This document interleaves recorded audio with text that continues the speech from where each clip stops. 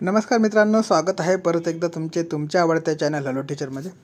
मित्रांनो, जवळपास सर्वच न्यायालयाचे जे आहे ते निकाल आलेले आहे आणि इंटरव्ह्यूचा डेटसुद्धा आलेला आहे। काहींची मराठी टायपिंग झालेली आहे आणि इंग्लिश टायपिंगसुद्धा झालेली आहे। त्यांची काही एक दोन न्यायालय आहे जे त्यांची डेट यायची आहे इंटरव्ह्यूची। बाकी सगळ्याच इंटरव्ह्यूचा डेट आलेला आहे आणि इंटरव्ह्यूच्या डेटच्या संदर्भात फार लोक कन्फ्युजनमध्ये सुद्धा आहे की डॉक्युमेंट्सवरती ज्या तारीख वगैरे चुकल्या असेल त्याच्याकरता काही आक्षेप होऊ शकतो का किंवा काही प्रॉब्लेम येऊ शकतो का। मित्रांनो, डॉक्युमेंट्सवर डिपेंड करतं की तुमच्या कोणत्या डॉक्युमेंटची जी तारीख आहे ते चुकलेली आहे, ठीक आहे। तर बाकी काही अशी नवीन अपडेट आपल्यापर्यंत डॉक्युमेंटच्या संदर्भात नाही। बाकी लोकांच्या काहींचं सिलेक्शन झालेलं आहे। काही ठिकाणी मुले मिळालेली आहे, काही ठिकाणी फार कमी मुले मिळालेली आहे, काही ठिकाणी जास्त मुले मिळालेली आहे इंटरव्ह्यूसाठी, ठीक आहे। तर बघा, आता जे कनिष्ठ लिपिक आहे त्या कनिष्ठ लिपिकांकरता काय कार्य करावे लागणार आहे तुम्हाला कोर्टाने त्याची जे आहे ते कनिष्ठ लिपिकांच्या कार्याची यादी आपल्यापर्यंत आहे, ठीक आहे। आता ती यादी आपल्याला बघायची आहे। आता भरपूर लोकांचे प्रश्न चॅनलला येत असतात, याचं अटेस्टेड चालेल काय, त्याचं अटेस्टेड चालेल का।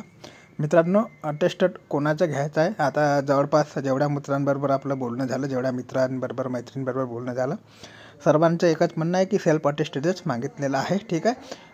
गॅजेटेड ऑफिसरचं अटेस्टेड तुम्ही घेतलं असेल तर चांगलीच गोष्ट आहे, नसेल घेतलं तरी काही प्रॉब्लेम येणार नाही। सेल्फ अटेस्टेड मागितलेलं आहे, त्याच्यावरती वेगळा व्हिडिओ आपण सेपरेट बनवून ठेवलेला आहे। कोणाकोणाचं अटेस्टेड चालू शकते, तुम्ही बघितलं नसेल तर बघू शकता, चॅनलवरती आहे।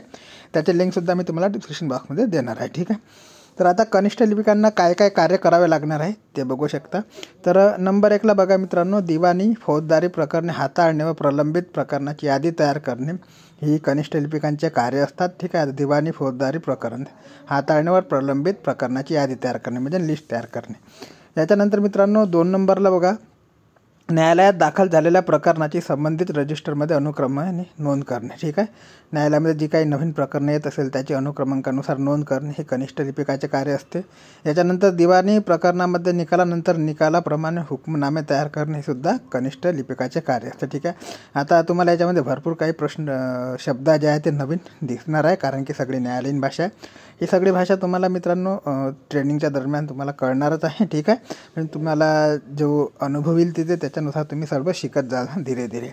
याच्यानंतर मित्रांनो, निकाली निघालेल्या अभिलेखातील दस्तऐवजाचे वर्गीकरण करून मोस्टर तयार करणे व ते अभिलेखागारात जमा करणे, ठीक आहे। आता मोस्टर वगैरे सगळ्या भाषा तुमच्यासाठी नवीनच असेल। भरपूर लोकांना म्हणजे जवळपास भरपूर लोकांना काय बऱ्याच लोकांनी माहिती नसेलच, ठीक आहे। मला पण तेवढी माहिती नाही याच्या संदर्भात। तर हे मोस्टर वगैरे जी कानूनी भाषा आहे ती भाषा तुम्ही जेव्हा कामाला लागाल तेव्हा कळणारच आहे, ठीक आहे। याच्यानंतर अपीलीय न्यायालयाकडून आलेल्या आदेशांची नोंद संबंधित रजिस्टरमध्ये घेऊन आदेशांची पूर्तता करणे व तसा अहवाल अपीलीय न्यायालयास सादर करणे हे सुद्धा एक कनिष्ठ लिपिकांचे कार्य असतं, ठीक आहे। न्यायालयातील प्रलंबित प्रकरणात न्यायालयांच्या आदेशाप्रमाणे आदेशिका तयार करणे, ठीक आहे। न्यायालयातील काही प्रकरण जे प्रलंबित असेल, ज्या केसेस प्रलंबित असेल त्याचे जे आहे आदेशाप्रमाणे आदेशिका तयार करण्याचं कार्यसुद्धा कनिष्ठ लिपिकाला करावं लागत असतं। याच्यानंतर मित्रांनो, न्यायालयाकडून जाणाऱ्या व न्यायालयास प्राप्त होणाऱ्या पत्रव्यवहाराची नोंद, आवक जावक नोंदवहीत ठेवणे तसेच टपाल तिकिटाचा हिशोब ठेवणे हे सुद्धा कनिष्ठ लिपिकाचं कार्य असतं, ठीक आहे। याच्यानंतर मित्रांनो, पक्षकारांनी मागितलेल्या नकला तयार करणे तसेच अपीलीय न्यायालयास लागणारे पेपर बुक तयार करणे व विधिज्ञांना ते वितरित करणे व त्याचा हिशोब ठेवणे हे सुद्धा कनिष्ठ लिपिकाचं कार्य आहे, ठीक आहे। याच्यानंतर मित्रांनो 9व्या नंबरला बघा, अधीक्षक किंवा सहाय्यक अधीक्षक किंवा वरिष्ठ लिपिकांना मदतनीस म्हणून काम करणे सुद्धा कनिष्ठ जे लिपिक आहे त्याचं कार्य असतं। अधीक्षकाला, सहाय्यक अधीक्षकाला आणि वरिष्ठ लिपिकाला, ठीक आहे, त्यांना मदतनीस म्हणून सुद्धा कनिष्ठ लिपिकाला कार्य करावं लागत असते।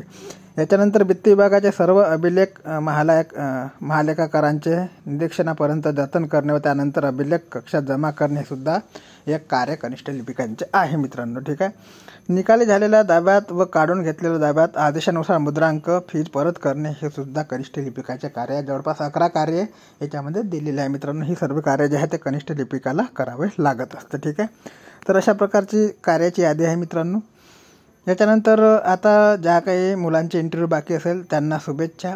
आणि भरपूर काही ठिकाणी मुले फार कमी आहेत, काही ठिकाणी मुले पूर्ण मिळालेली नाही, जागा खाली आहे. तर त्याच्या संदर्भातसुद्धा काही अपडेट आपल्यापर्यंत पोहोचली तर चॅनलच्या माध्यमातून तुमच्यापर्यंत पोहोचण्याचे कार्य नेहमीप्रमाणे केले जाईल. तोपर्यंत चॅनलला नवीन असाल तर लाईक आणि सबस्क्राईब करायला विसरू नका. टेलिग्राम चॅनलला जॉईन करायला विसरू नका.